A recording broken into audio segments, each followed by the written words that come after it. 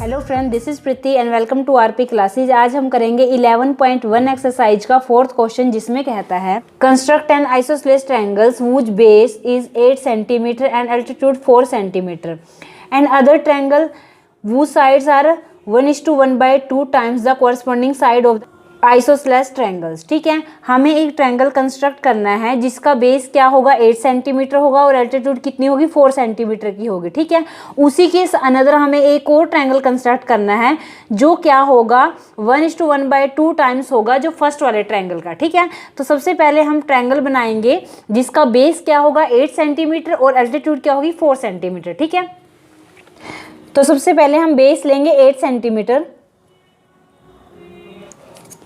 इसको हम नेमिंग करेंगे। इसको नाम दिया हमने ए, इस पॉइंट को नाम दिया बी और ये 8 सेंटीमीटर का है। ठीक है, तो अब हम क्या करेंगे, लाइन का परपेंडिकुलर बाइसेक्ट कर लेते हैं, यानी लाइन को इक्वल पार्ट्स में डिवाइड कर लेते हैं। वो कैसे करेंगे, हम इसको हमने हाफ से ज़्यादा खोल लिया। ठीक है, हाफ से ज़्यादा खोलने के बाद हम बी पॉइंट पे इसको रखेंगे। बी पॉइंट पे रख के हम एक बार ऊपर आर्क लगा लेते हैं और एक बार नीचे लगा लेते हैं। ठीक है, ऐसे ही हमने क्या करना है, ए पॉइंट पे इसको रखना है। ए पॉइंट पे रखने के बाद एक बार इसको ऊपर कट करना है जहाँ पे वो पहले वाली आर्क लगाई हुई थी, और एक बार उसको नीचे कट करना है। ठीक है, ये दोनों जहाँ पे आपस में मिलती हैं उनको मिलाते हुए हमें एक लाइन ड्रॉ करनी है। ठीक है, ये हमने एक लाइन ड्रॉ कर ली। तो इन्होंने कहा है कि एल्टीट्यूड 4 सेंटीमीटर लेना है। हम कंपास की हेल्प से 4 सेंटीमीटर, यहाँ से हमने 4 सेंटीमीटर एक आर्क लगाई और जो ये पॉइंट है इस पॉइंट से हमने इस ए पॉइंट को मिलाना है और इसी से हमने बी पॉइंट को मिलाना है। ठीक है, तो इससे हमने इस ए पॉइंट को इससे ज्वाइन किया और इस बी पॉइंट को भी हमने इससे, तो ये बन गया हमारा ट्रायंगल जिसकी क्या है बेस कितना है 8 सेंटीमीटर और जो एल्टीट्यूड है वो कितना है 4 सेंटीमीटर। ठीक है, ये कितना है हमारे पास 4 सेंटीमीटर। अब हम क्या करेंगे, इस ए पॉइंट से एक रे ड्रॉ करेंगे एक्यूट एंगल बनाते हुए। ठीक है, ए पॉइंट से एक्यूट एंगल बनाते हुए हम एक रे ड्रॉ करेंगे। अब जब ऐसे स्ट्रेट जाएगी तो क्या होगा 90 डिग्री का बनेगा। एक्यूट बनाना है यानी 90 से छोटा बनाना है, तो हम इसको थोड़ा सा रोटेट कर देंगे। तो इससे हमने एक एक्यूट एंगल बनाया, जो ए बी के साथ एक्यूट एंगल बनाते हुए हमने एक रे ली। ठीक है, अब हमें क्या करना है नेक्स्ट, जो ये रे हमने ली है इसको हम क्या करेंगे 3 इक्वल पार्ट्स में डिवाइड करेंगे। 3 इक्वल पार्ट्स कैसे आए, हमारे पास क्या गिवन है 1:1/2 हमारे पास गिवन है। ठीक है, अभी इनको क्या करेंगे, इनको ठीक करके लिखेंगे। तो क्या होगा 2 को 1 से क्या करेंगे मल्टीप्लाई करेंगे, क्या आएगा 2 ही आएगा, और जो 2 आया उसको क्या करें, उसमें क्या करेंगे 1 ऐड करेंगे। ठीक है, कितना बनेगा 3 आएगा, क्या आएगा तो इसका 3/2।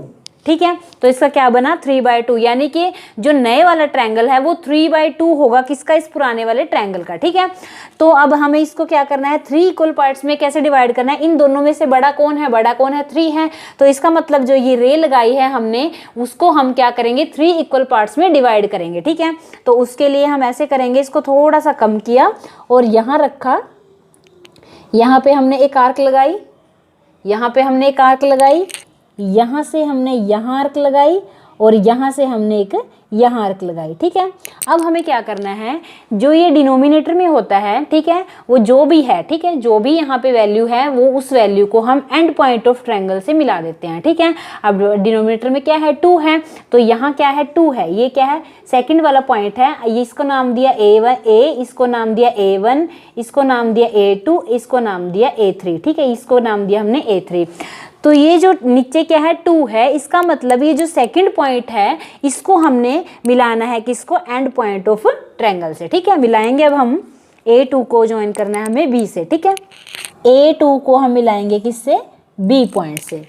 अब हमें क्या करना है, ऊपर क्या है 3 है। ठीक है, हमें क्या करना है, ये जो A3 पॉइंट है A3 को भी हमें मिलाना है किससे, यहाँ कहीं इसको मिलाना है। ठीक है, यानी कि हमें इसको थोड़ा सा एक्सटेंड करना पड़ेगा और इस A3 पॉइंट को हमें यहाँ मिलाना है। ठीक है, कंडीशन क्या है कि जिस एंगल से ये A2 मुड़ रहा है, ठीक है, जिस एंगल से ये रोटेट है उसी एंगल से हमें A3 को रोटेट करना है, यानी हमें A to B के पैरेलल एक लाइन यहाँ लगानी है। यहाँ जो लाइन लगाएंगे वो पैरेलल होनी चाहिए A A2B के, ठीक है। ये 3B' जो भी हम यहाँ लाइन लगाएंगे वो A2B के पैरेलल होनी चाहिए, यानी इस लाइन के पैरेलल होनी चाहिए, ठीक है। वो पैरेलल कैसे होगी, जब इन दोनों का एंगल सेम होगा। जिस एंगल से ये मुड़ी हुई है उसी एंगल से ये जो नई वाली लाइन लगाएंगे वो मुड़ी होनी चाहिए, ठीक है। इसका मतलब हमें A2 का एंगल मेजर करना पड़ेगा, ठीक है। तो हम A2 के एंगल को मेजर करेंगे। वो कैसे करेंगे, हमने ऐसे एक आर्क लगाई, ऐसे ही हम यहाँ से करेंगे।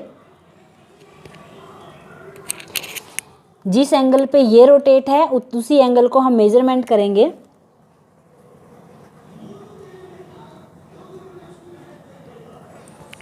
उतना ही एंगल हमें इसका चाहिए, ठीक है। यहाँ हमने एक आर्क लगाई और इसको मिलाते हुए हम एक लाइन ड्रॉ करेंगे। ये हमने लगा दी लाइन, और अब हम इसको यहाँ से यहाँ तक क्या करेंगे, एक्सटेंड करेंगे। ये B पॉइंट से इस लाइन को एक्सटेंड करेंगे आगे। ये हमने इसको आगे बढ़ाया, ठीक है। इसको हमने इस पॉइंट को हमने नाम दे दिया B', ठीक है। अब हमें क्या करना है, अब हमें B' से इसको हम नाम दिया, यहाँ पे ये A है, ये B है, इसको हम नाम देंगे C, ठीक है। इस पॉइंट को हमने क्या नाम दिया, C नाम दिया। इस B' पॉइंट से एक लाइन लगानी है जो कि पैरेलल होगी इस लाइन के, ठीक है। यानी ये जिस एंगल से मुड़ी हुई है लाइन, हमें जो यहाँ नई लाइन लगानी है वो भी सेम एंगल से लगानी है, ठीक है। इसका एंगल और इसका एंगल सेम होना चाहिए। तो इसके लिए हम मेजर करेंगे इस वाले एंगल को। वो कैसे करेंगे, हमने यहाँ पे कंपास रखा और हमने मेजर किया इसके एंगल को, ठीक है, और इसके एंगल को मेजर किया, ठीक है। अब हम यहाँ से मेजरमेंट करेंगे।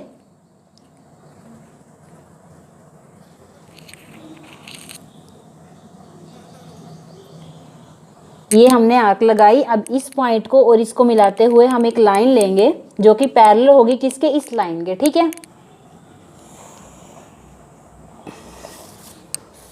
लाइन को तो अब हम आगे AC लाइन को एक्सटेंड करेंगे और इससे मिलाएंगे।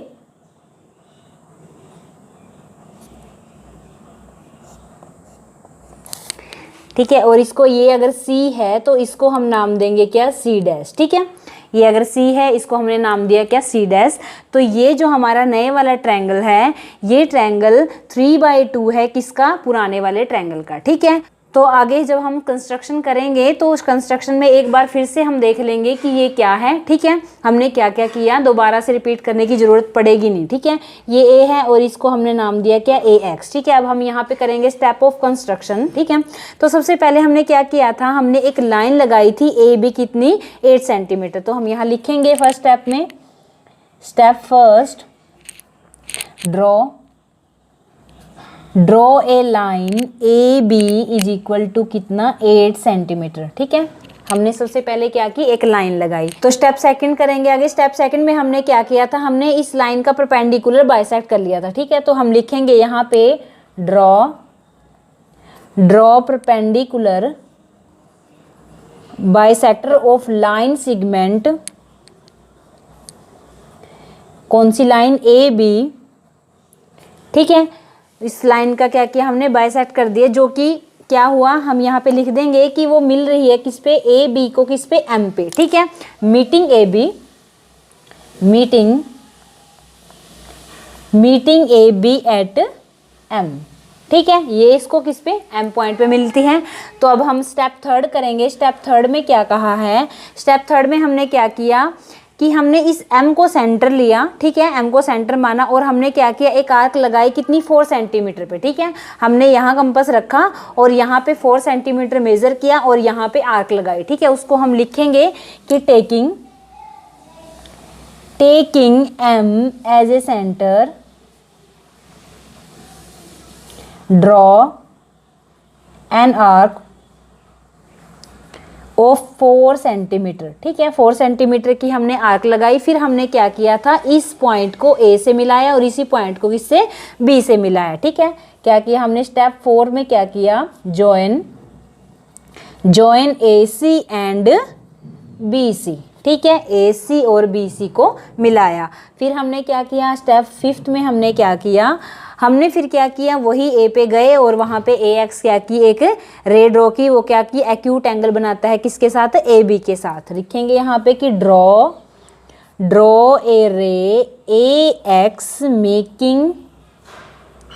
making an acute angle with AB। ठीक है, और फिर हमने क्या किया था, हमने 3 पॉइंट्स लोकेट किए थे। वो 3 क्यों किए थे, क्योंकि इन दोनों में से बड़ा कौन है, 3 है, तो इसका मतलब हमने इस लाइन को 3 इक्वल पार्ट्स में डिवाइड किया। ठीक है, स्टेप 6 में हम लिखेंगे लोकेट 3 कैसे, ग्रेटर ऑफ 2 3। ठीक है, इन दोनों में से बड़ा 2 और 3 में से बड़ा पॉइंट्स क्या नाम है, A1 A2 A3 so that, ये तो बता दिया हमने कि वो लोकेट किए हमने 3 पॉइंट्स, लेकिन साथ में ये भी बताना है कि वो जो लोकेट किए हमने पॉइंट्स वो उस लाइन को इक्वल पार्ट्स में डिवाइड करते हैं, यानी क्या, सो डैट A1 इक्वल होगा किसके, A1 A2 के इक्वल होगा किसके, A2 A3 के। ठीक है, अब हमने स्टेप 7 करना है, उसमें क्या कहा है स्टेप 7 में कि ज्वाइन किया हमने, स्टेप 7 में हमने उसके बाद लोकेट कर दिया। उसके बाद हमने क्या किया था, हमने क्या देखा, डिनोमिनेटर को देखा, उसमें क्या है 2 है। ठीक है, तो इसका मतलब हम A2 पॉइंट को ज्वाइन करेंगे and point of the triangle से, वो क्या है, B है। ठीक है, तो हम लिखेंगे कि ज्वाइन A to B। ठीक है, ज्वाइन A to B। ठीक है, A to B को ज्वाइन कर दिया। स्टेप 8 में हमने क्या किया, फिर हमने A3 को किससे, जो B डैश से मिलाया, जो कि पैरेलल है किसके, A to B के, सेम एंगल बनाया ना, सेम एंगल बनाते हुए हमने पैरेलल ड्रॉ किया, क्या, A3B पैरेलल ड्रॉ किया A to B के साथ। ठीक है, तो हम लिखेंगे यहाँ पे कि फ्रॉम A3। ठीक है, A3 पॉइंट से ड्रॉ किया हमने, क्या, ड्रॉ A3B डैश पैरेलल है किसके, A to B के, by making an equal angle of angle A to B। ठीक है, इस A to B के साथ इक्वल एंगल बनाते हुए एक एंगल हमने बनाया और A3B डैश को एक लाइन ड्रॉ की जो पैरेलल है किसके, A to B के। ठीक है, उसके बाद हमने क्या किया, फ्रॉम, अब हम ऊपर गए। ठीक है, फ्रॉम स्टेप 9 है ये, फ्रॉम B डैश। ठीक है, अब हम किस पे गए, पॉइंट पे, B डैश पॉइंट पे गए। फ्रॉम B डैश वहाँ हमने क्या किया, ड्रॉ किया हमने, क्या, B डैश C डैश जो पैरेलल है किसके, BC के। ठीक है, BC के मेकिंग एन इक्वल एंगल, किसके साथ इक्वल एंगल बनाते हुए, ABC के साथ। ठीक है, making an equal angle of angle ABC। ठीक, स्टेप 10 है हमारे पास, तो क्या हो गया, AB डैश C डैश हमारा क्या हो गया, इज आवर न्यू ट्रायंगल। ठीक है, वो हमारा क्या हो गया, न्यू ट्रायंगल तैयार हो गया, जो कि 3/2 है किसका, इस पुराने वाले ट्रायंगल का। ठीक है, अब हम करेंगे स्टेप ऑफ कंस्ट्रक्शन के बाद हम क्या करेंगे, इसका जस्टिफिकेशन ऑफ कंस्ट्रक्शन करेंगे। जस्टिफिकेशन ऑफ कंस्ट्रक्शन में हम क्या जस्टिफाई करने वाले हैं, लिखेंगे यहाँ पे जस्टिफिकेशन ऑफ कंस्ट्रक्शन। तो जस्टिफिकेशन ऑफ कंस्ट्रक्शन में हम क्या प्रूव करेंगे, लिखेंगे यहाँ पे, हम प्रूव करेंगे कि AB dash divide bye AB equal होगा AC dash divide bye AC equal होगा C dash B dash divide bye CB।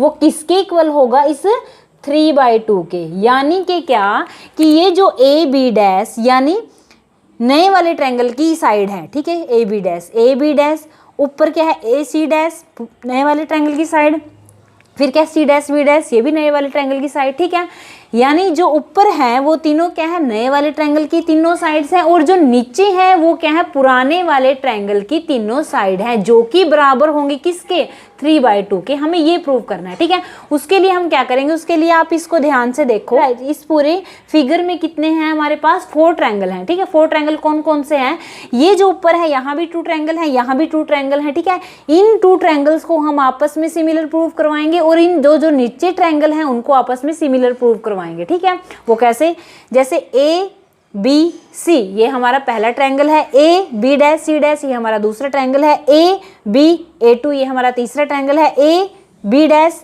A3, ये हमारा चौथा ट्रायंगल है। ठीक है, 4 ट्रायंगल हो गए। सबसे पहले हम इन 2 ट्रायंगल को उठाएंगे, लिखेंगे हम यहाँ पे in triangle A B dash C dash नए वाला triangle and triangle A B C पुराने वाला ट्रायंगल। ठीक है, इन दोनों ट्रायंगल को हमने लिया। हम इन ट्रायंगल में लिखेंगे, इन ट्रायंगल के अंदर हम घुसे तो हमने क्या देखा कि ये जो सी डैश बी डैश है, ये जो सी डैश बी डैश है, ये पैरेलल है किसके, सी बी के।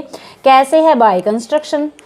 ठीक है, बाय कंस्ट्रक्शन ये क्या है, पैरेलल है। अगर ये पैरेलल है आपस में दोनों लाइन, तो इनके जो कोरस्पॉन्डिंग एंगल होंगे वो क्या होंगे, इक्वल होंगे। ठीक है, तो हम यहाँ पे लिखेंगे कि angle A B dash C dash equal होगा एंगल ए बी सी के। ठीक है, कैसे, कोरस्पॉन्डिंग एंगल। ठीक है, कोरस्पॉन्डिंग एंगल, तो एक एंगल हमारा इक्वल आ गया। तो अब दूसरे एंगल की बात करेंगे। ये जो ए एंगल है, ठीक है, ए एंगल है, ए दोनों में है। ठीक है, दोनों हमारे पास ट्रायंगल है, उन दोनों में ए है, तो इसका मतलब ए क्या है, कॉमन एंगल है। ठीक है, तो दोनों में है तो इक्वल होगा। कैसे, जैसे लिखेंगे हम कि angle C dash A B dash equal होगा एंगल सी ए बी के। ठीक है, कैसे, कॉमन एंगल है हमारे पास ए, तो 2 एंगल इन दोनों जो हमारे पास ट्रायंगल दिए हुए हैं, दोनों में से हमारे पास 2 ट्रायंगल क्या इक्वल प्रूव कर दिए। तो इसका मतलब अगर इनके 2 ट्रायंगल इक्वल, तो इसका मतलब ये 2 ट्रायंगल आपस में क्या हुए, सिमिलर हुए। ठीक है, ये ट्रायंगल सिमिलर हुआ किसके, ट्रायंगल ए बी सी के। ठीक है, अगर ये आपस में सिमिलर हैं तो जो इन दोनों ट्रायंगल की जो तीनों साइड्स हैं उनको हम लिख सकते हैं कैसे, A B dash by A B, ये पुराने वाले, ये नए वाले ट्रायंगल की साइड, ये पुराने वाले ट्रायंगल की साइड, इक्वल है A C dash by A सी, नए वाले ट्रायंगल की साइड ए सी और पुराने वाले ट्रायंगल की साइड ए सी। ठीक है, इक्वल होगा A C dash B dash, ये सी डैश बी डैश नए वाले ट्रायंगल की साइड डिवाइड बाय पुराने वाले ट्रायंगल की साइड सी बी। ठीक है, इनको हमने ऐसे लिख दिया और इसको हमने नाम दे दिया इक्वेशन नंबर 1। ठीक है, अब हम बात करेंगे नीचे वाले ट्रायंगल की। लिखेंगे हम यहाँ पे in triangle A3 B dash and triangle A2 B।